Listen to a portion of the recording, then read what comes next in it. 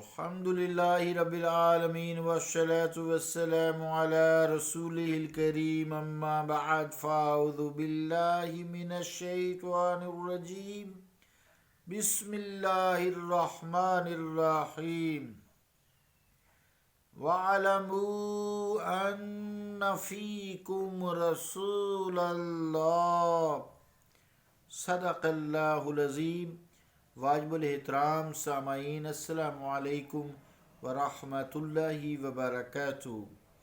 آیت کریمہ جو تلاوت کرنے کی سعادت حاصل کی ہے، اس کا ترجمہ یوں ہے: اور خوب جان لو بے شک تم میں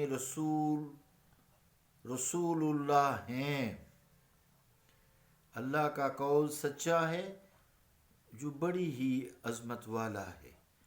عزیزان گرامی قدر، حیات انبیاء، شہداء سب پہ کافی دنوں سے گفتگو چل رہی ہے، تو اس حوالے سے جو انسان ہے، مسلمان ہے، اس کا عقیدہ متذبذب نہیں ہونا چاہیے۔ شاید اسی قسم کے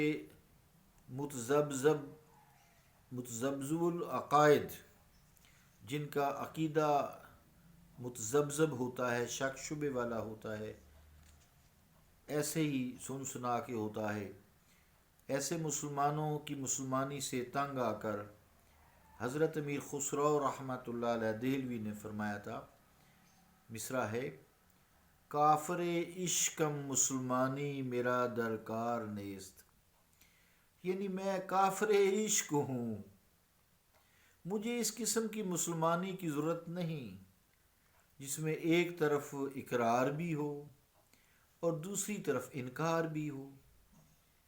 شیخ فرید الدین عطار سلطان العارفین حضرت با یزید بسطامی رحمۃ اللہ علیہ کے عہد کا ایک واقعہ بھی نقل فرماتے ہیں۔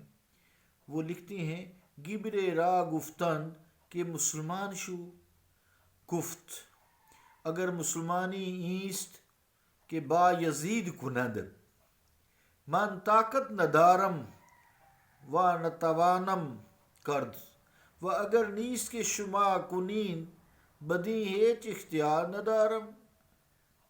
تذکرۃ الاولیاء فارسی، پیج 135، مطبوعہ فخر المطباع۔ یہ فارسی عبارت ہے۔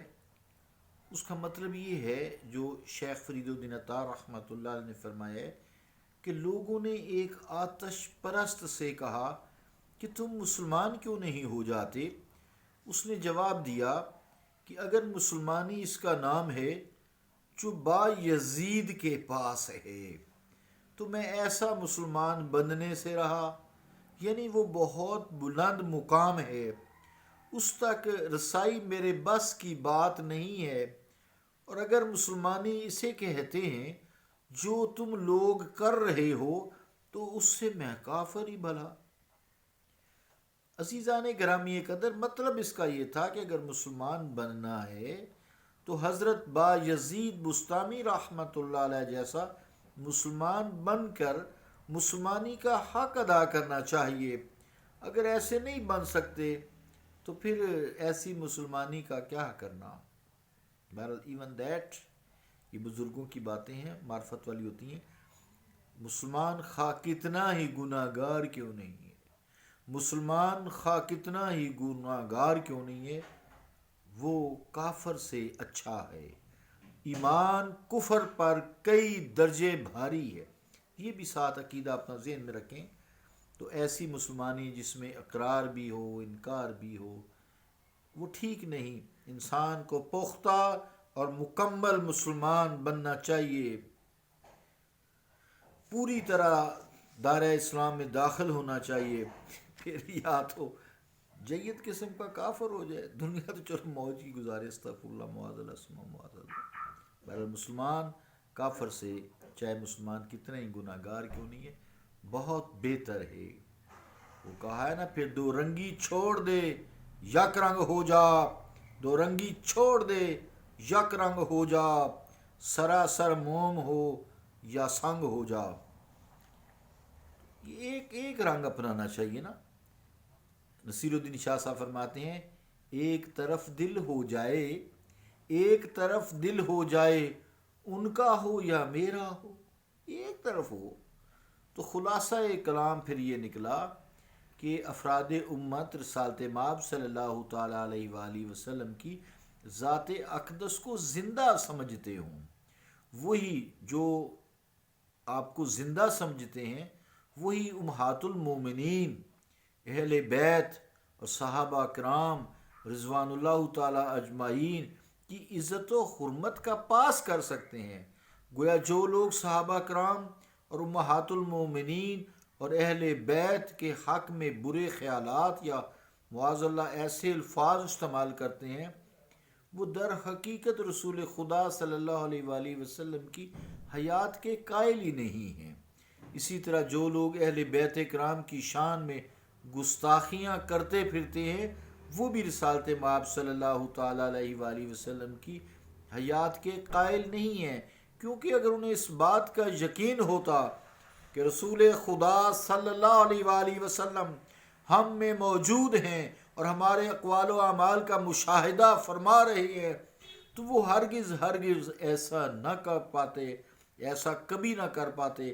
یہ لوگ اگر عہد رسالت میں ہوتے تو کیا رسالت مآب صلی اللہ علیہ وآلہ وسلم کے سامنے یہ سب کچھ کر سکتے؟ نہیں کر سکتے تھے.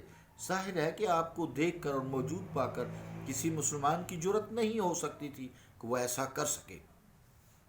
عزیزان گرامی قدر، اگر ہمارے دور میں یہ سب کچھ کیا جاتا ہے تو صرف اس لیے کیا جاتا ہے کہ رسالت مآب صلی اللہ علیہ وآلہ وسلم ان کے سامنے بظاہر موجود نہیں ہے یا انہیں دکھائی نہیں دیتے. تو یہ کیا عقیدہ ہوا؟ عقیدہ تو بالغیب ہے نا، عقیدہ بالغیب ہے. ہدی للمتقین الذین یؤمنون بالغیب. ہدایت وہی مومن پاتا ہے جو بالغیب پہ ایمان رکھتا ہے. یہ ایک الگ ٹاپک آئے گا انشاءاللہ یہ بھی. عزیزان گرامی قدر، کچھ لوگ روٹی کی خاطر فرقہ واریت کرتے ہیں، فرقہ بندی کرتے ہیں، جماعتیں بنا کر ان میں گھیر لیتے ہیں لوگوں کو، پھر اپنے فرقوں میں انہیں گھیر گھار کے ان کو اپنے قوانین بتاتے ہیں. دین سے کافی حد تک وہ دور کرنے کی کوشش کرتے ہیں، دین کی اصل سے دور کر کے فروعی مسائل میں انہیں گھیر رکھتے ہیں. عزیزان گرامی قدر، حضرت صلی اللہ تعالیٰ علیہ وآلہ وسلم کی شان اور آپ کی خصوصیات اور آپ کی صفات قرآن مجید میں موجود ہیں، ساری الہامی کتابوں میں موجود ہیں. ان کو ہمیں خیال رکھنا چاہیے. صرف یہ توحید سے کام نہیں چلتا. شیطان نے کون سا شرک کیا تھا؟ کوئی بھی نہیں شرک کیا تھا. کوئی ثابت کر دے قرآن مجید میں شیطان نے شرک کی ہے؟ کوئی نہیں شرک کیا. اللہ کی ذات و صفات میں نہیں شریک ٹھہرایا. توحید پرست تھا نا شیطان، توحید پرست ہی تھا. دیکھیں کیا راندہ گیا. ہم پڑھتے ہیں کوئی بھی کام کرنے لگے تو اعوذ باللہ من الشیطان الرجیم بسم اللہ الرحمن الرحیم پڑھتے ہیں.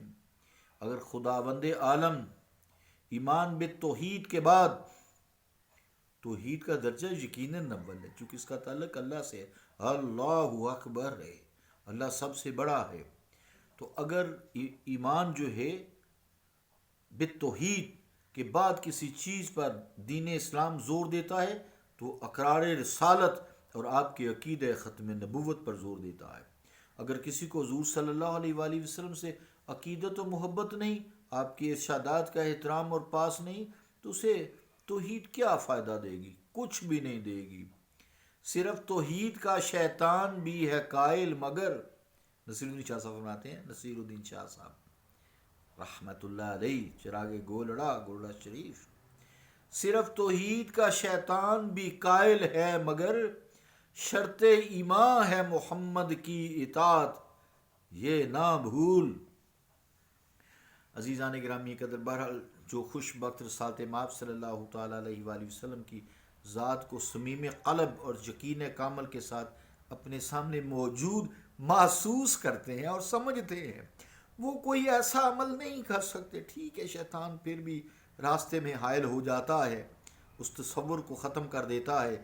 عزیزان گرامی قدر، آپ کے احساس موجودگی کے کوئی پھر ایسا کام جو ہے وہ سامنے نہیں آتا، منافی معارض کام انسان سے نہیں ہوتا، کیونکہ ہاں، آپ صلی اللہ علیہ وآلہ وسلم کی چشم حقیقت آشنا آج بھی وَعَلَمُوا أَنَّكُمْ فِي رَسُولَ اللَّهِ وَعَلَمُوا أَنَّ فِيكُمْ رَسُولَ اللَّهِ کی صدا آتی ہے۔ یہ آیت ہے قرآن مجید کے، اگر اس کا مفہوم ذہن میں رہے، منظر میں رہے، تو انسان جو ہے گناہوں سے بہت زیادہ حد تک بچا رہتا ہے، گستاخیوں سے بچا رہتا ہے۔ اللہ کا فضل ہوا اس ٹاپک کو بھی ہم نے پورا کیا۔ کل انشاءاللہ تعالی ہم شرک پہ بات کریں گے، یہ جو ڈھنڈورا پیٹا جا رہا ہے نا آج کل خاص طور سے، اس پہ انشاءاللہ ہم بات کریں گے۔ صلی اللہ تعالیٰ علی رسول خیر خلقہ محمد وعلی آلہ وصحبہ اجمعین برحمتک یا رحمۃ۔